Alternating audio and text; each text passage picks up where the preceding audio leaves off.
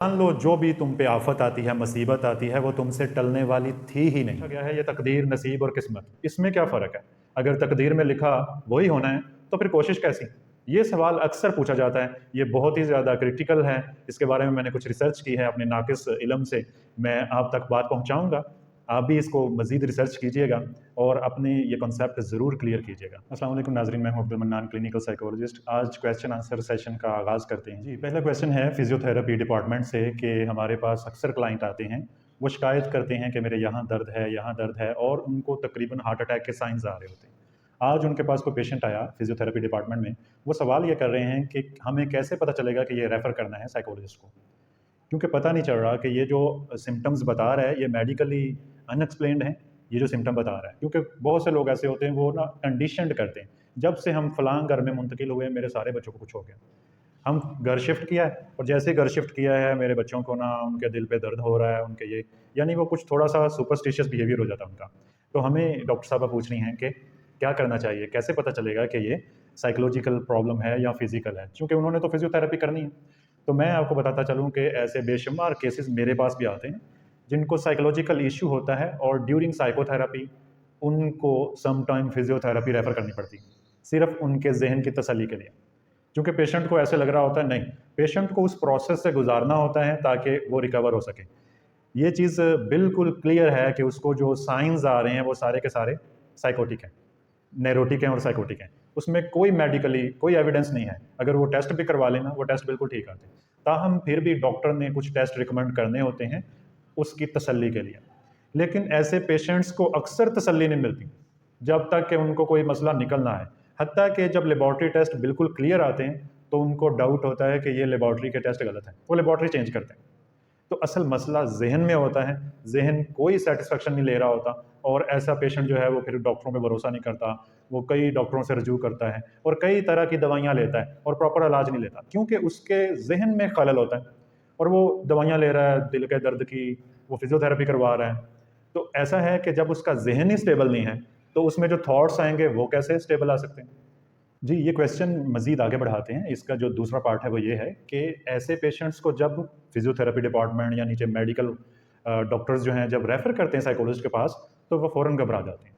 वो सोचते हैं कि हमें दिमाग के डॉक्टर के पास क्यों रेफ़र किया जा रहा है, हमें क्या मसला है। और जब खुद डॉक्टर्स उनसे उगलवाने की कोशिश करते हैं, क्या तुम्हें कोई स्ट्रेस है, तुम्हें कोई मसला है, तो वो फिर बहुत ज़्यादा ज़िद्द होते हैं। हालांकि उनको मसाइल होते हैं, लेकिन वो फ़ौरन छुपाना शुरू कर देते हैं। हमने ये रवायत तोड़नी है। आपको कोई मसला है, जैसे आपको जिस्मानी मसाइल होते हैं, इसी तरह से आपको इस दुनिया में रहते हुए कई तरह के स्ट्रेसर्स से सामना होगा।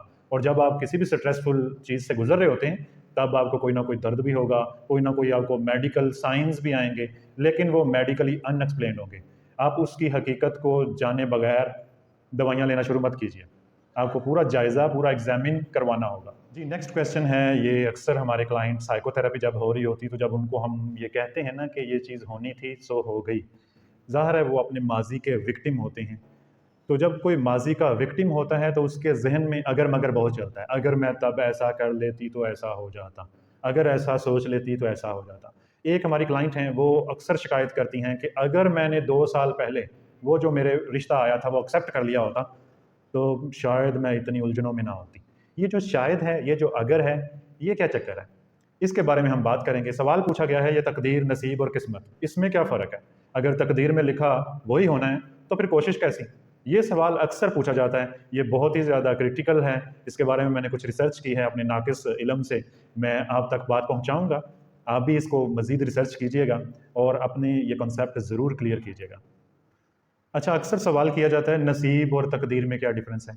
और फिर अगला सवाल वही पैदा होता है कि अगर नसीब में चीज़ें लिखी हैं, प्री डिसाइड है सारा कुछ, तो फिर बंदा बैठा रहे। फिर ये अगर जन्नत दोज़ख पहले से डिसाइड हो गया, तो फिर मेहनत कैसी, इबादत कैसी? सबसे पहले आप ये चीज़ ज़हन में रख लें कि तकदीर पर ईमान फ़र्ज़ है, यानी तकदीर पर ईमान रखना फ़र्ज़ है।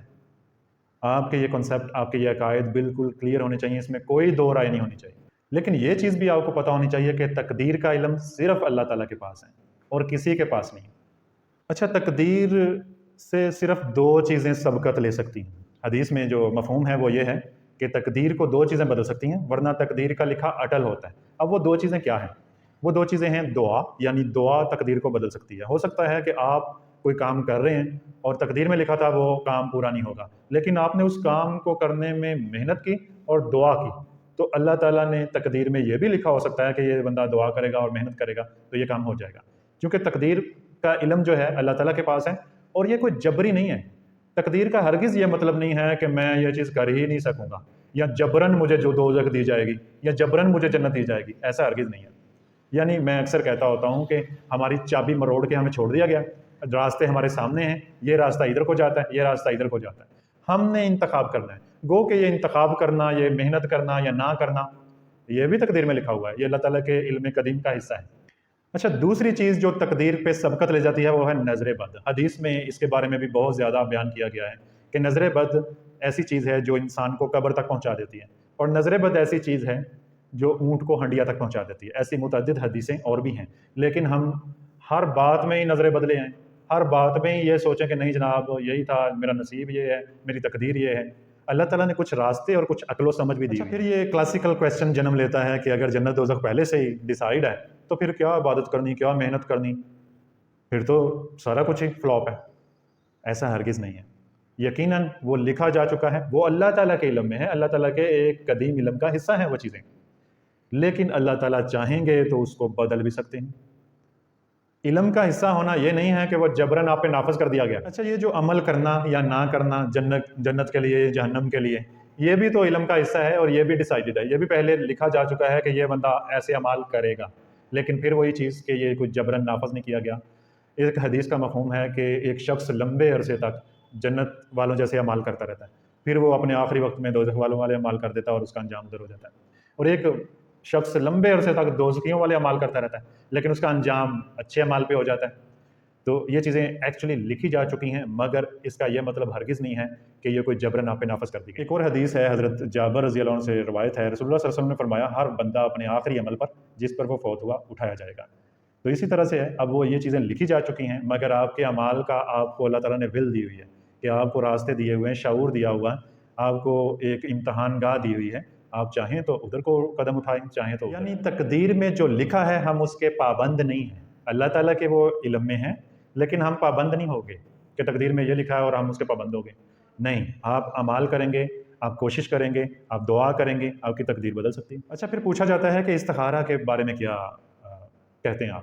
استخارہ کے بارے میں اللہ کے نبی کی بہت سی احادیث ہیں، صحابی سے روایت ہے کہ اللہ کے نبی ہمیں اپنے چھوٹے چھوٹے کاموں میں بھی استخارہ کا کہا کرتے تھے کہ استخارہ کرنا ہے، یعنی کوئی بھی معاملہ درپیش ہے استخارہ، اس کا ایک پروسیجر بتایا اللہ کے نبی نے، ایک دعا بتائی ہے کہ وہ کرنی۔ اس کے بارے میں بڑی ہماری عجیب و غریب رائے ہیں کہ خواب آئے گا اور اس میں آئے گا، بہت سے لوگ کرائے پہ استخارہ کرتے ہیں، خود نہیں کرتے، خود نیک اعمال نہیں کرتے، اپنے لیے دعائیں نہیں کرتے۔ پر ایمان اس قدر ضروری ہے کہ ایک تابعی فرماتے ہیں ابن دلمی رحمہ اللہ کہ میرے ذہن میں، میرے دل میں تقدیر اور قسمت نصیب کو لے کے نا کچھ خیالات آئے، وسوسے آئے، تو میں اس وقت کے جو جتنے بھی صحابہ حیات تھے ان کے پاس گیا اور سوال کیا۔ آپ فرماتے ہیں کہ اس وقت جتنے بھی صحابہ حیات تھے میں نے ان سے ملاقات کی، اور تقریباً سب نے یہ فرمایا کہ اللہ تعالیٰ کی قدرت ہر چیز پر حاوی ہے، اللہ تعالیٰ چاہیں تو سب کو عذاب دینا چاہیں تو کوئی ان سے سوال نہیں کر سکتا، اور اللہ تعالیٰ اگر چاہیں تو سب کو بخش لیں، یعنی اللہ تعالیٰ کو عذاب دینے کا حق ہے کہ آسمانوں اور زمینوں میں جو بھی موجود ہے، اگر اللہ عذاب دینا چاہیں تو اللہ عذاب دے سکتے ہیں،